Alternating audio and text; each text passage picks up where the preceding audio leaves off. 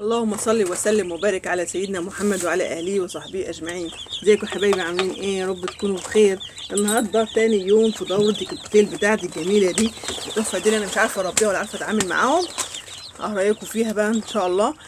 ديت انا كنت صورت عليها فيديو امبارح، انا كنت اول يوم جايباها. هي عباره عن فراخ بيضه على فراخ رز فرز ديوك على فراخ بلدي على بط طالع لي من تحت البطه. هو كوكتيل كده مع بعضه طلع، وقلت مش هربي غيرهم ومش هجيب الكميه اللي كنت بجيبها. انا كنت يعني بسم الله ما شاء الله كنت شغاله في 200 و 250 فرخ، فانا عملت توقف لحين لما نشوف اسعار العلف والدنيا ماشيه ازاي. فانا قلت هعمل اكتفاء ذاتي كده لبيتي، وهجيب على قد اللي انا بستهلكه في الشهر بس، وهجرب كده الدور ده واشوف الدنيا فيها ايه. كوكتيل جميل ما شاء الله عليه، زي الفل، وفراخ حلوه ما شاء الله. بوريكم الفراخ البيضه بقى لظت كده ما شاء الله، وبقى شكلها حلو. في دي تاني يوم النهارده ما شاء الله. فرخ حلو، مفيش تورم في السره، رجليه حلوه. وتعرفي بقى تعرفي ازاي كان الفرخ دافيان؟ لا هو ما شاء الله كده متفردين، يعني اللي بياكل واللي بيلعب يعني كده دافيانين. طب تعرفي ازاي اكتر؟ انك لو مسكت الفرخ، يعني مثلا فرخ اهو، اجيب لكم فرخ اهو، فرخ اهو، مسكت مثلا كف رجله ده، كف رجله ده كده، وتحطيه تلمسيبه خدك، تحطيه كده على خدك تحسي انه دافي، تعرفوا ان الفرخ دافي. لو حسيتي ان رجل الفرخ ده كف الفرخ ده ساقعه، تعرفوا ان الفرخ ده بردان. لازم تزودي الاضاءه، لا تولعي ولعه او شعله زي ما انت عايزه، او تزودي اللمبه. لازم تبقى 200، اقل من 200 ما تحطيش.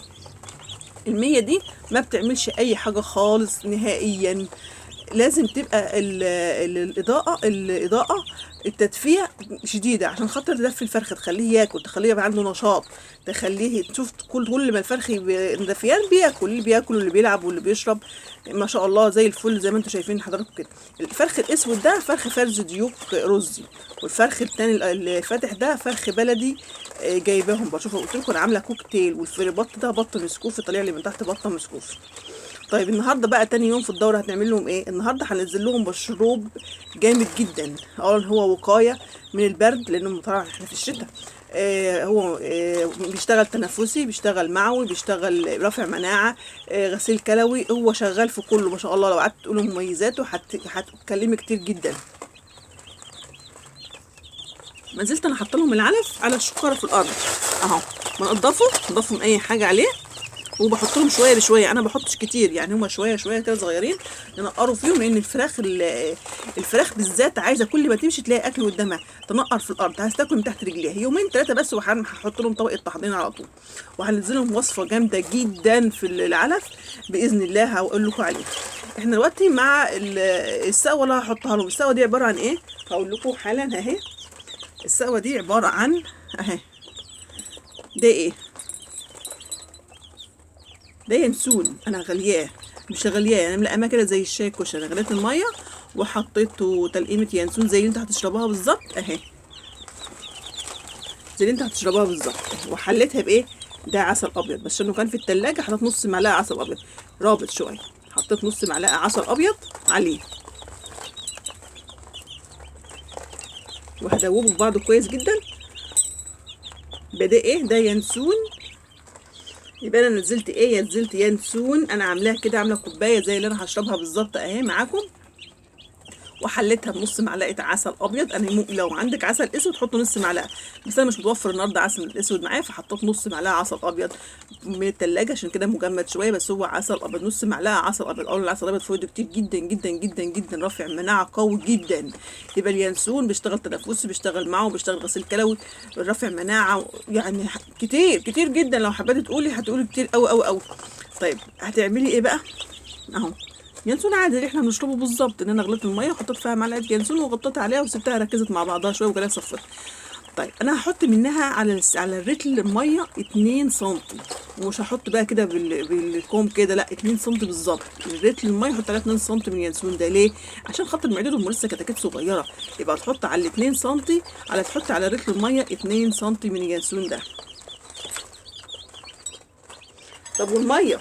الميه دلوقتي موجوده في الحنفيات ساقعه جدا، يا ريت تدفيها. يعني طياري السقوعيه، يعني خليها زي دم العين كده، طياري السقوعيه بتاعتها وتقدم وتحط لهم في السقايه. يا ريت يا ريت والله تعمل الحركه دي، بتبقى جميله جدا. اولا هتنزل البلغم اللي موجود في زور الفرخ، هتخليه يشرب، هتخليه ما يسقعش. يا ريت تدفي الميه، يعني تطيري السقعيه بتاعتها قبل ما تنزليها.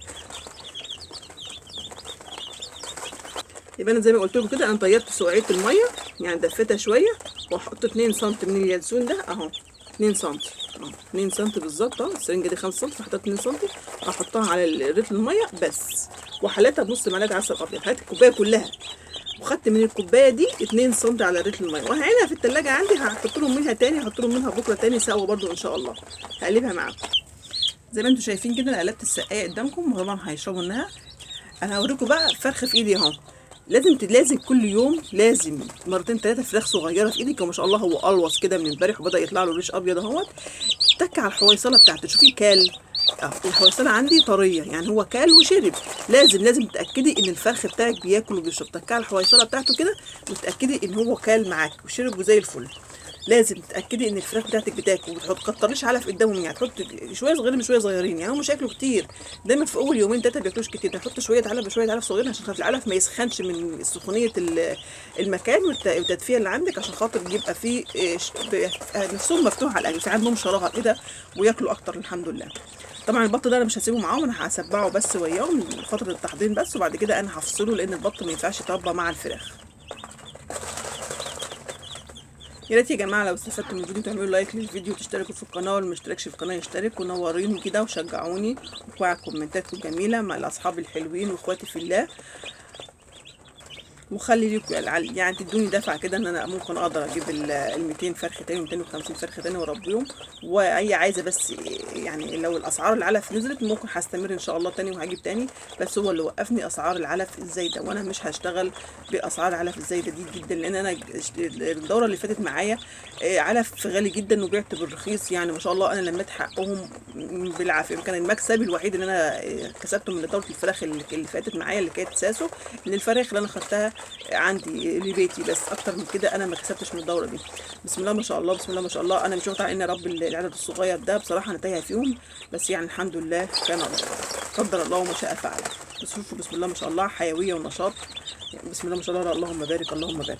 طيب تعملوا السوا دي ان شاء الله تاني يوم في دوره الفراخ. تعملوا السوا دي توكلوا على الله، وهتبقى زي الفل. بسم الله ما شاء الله، هتخلي التنفس عندكم كويس والمعوي كويس ان شاء الله. والسلام عليكم ورحمه الله وبركاته.